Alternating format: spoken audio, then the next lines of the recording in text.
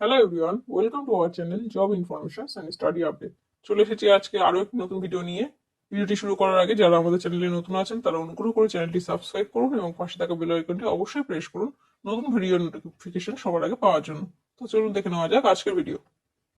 ভিডিওর থাম্বনেল দেখে সবাই নিশ্চয়ই বুঝে গেছেন যে আজকে ভিডিওটা কি নিয়ে। হ্যাঁ, আজকে আমি কিছু গুরুত্বপূর্ণ আপডেট দেব ডিএলএড 21-23 এবং ডিএলএড 22-24কে নিয়ে।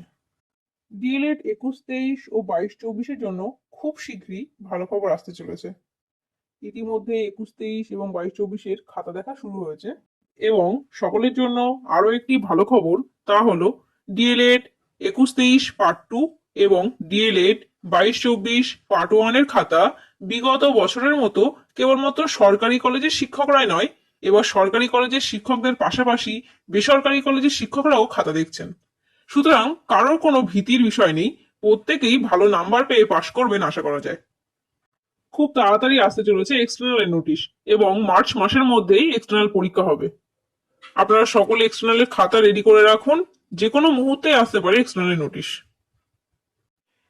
এছাড়া ডিএলএড 21-23 শিক্ষাবর্ষের ছাত্রছাত্রীদের জন্য আরো একটি খুশির সংবাদ, তা হলো টেট 2022-এর নোটিফিকেশন অর্থাৎ ইন্টারভিউ নোটিফিকেশন এই মুহূর্তে আসছে না। তাদের কোর্স আগে কমপ্লিট হবে, তারপর টেট 2022-এর ইন্টারভিউ নোটিফিকেশন আসবে। এবং এখনো অবধি খবর অনুযায়ী টেট 2022 এবং টেট 2023 দুটো পরীক্ষারই একসঙ্গে ইন্টারভিউ নোটিফিকেশন আসবে। তো সেক্ষেত্রে যে সমস্ত ডিএলএড 21-23 শিক্ষাবর্ষের ছাত্রছাত্রীরা টেট 2022-এ কোয়ালিফাই করতে পারেনি, তাদের জন্য টেট 2023 কোয়ালিফাই করে ইন্টারভিউতে বসার সুবর্ণ সুযোগ থাকছে। তো এই ছিল আজকের ভিডিওটি ভালো লাগলে লাইক করুন, বন্ধুদের সঙ্গে শেয়ার করুন এবং আমার চ্যানেলে নতুন হলে অবশ্যই চ্যানেলটিকে সাবস্ক্রাইব করুন। ধন্যবাদ।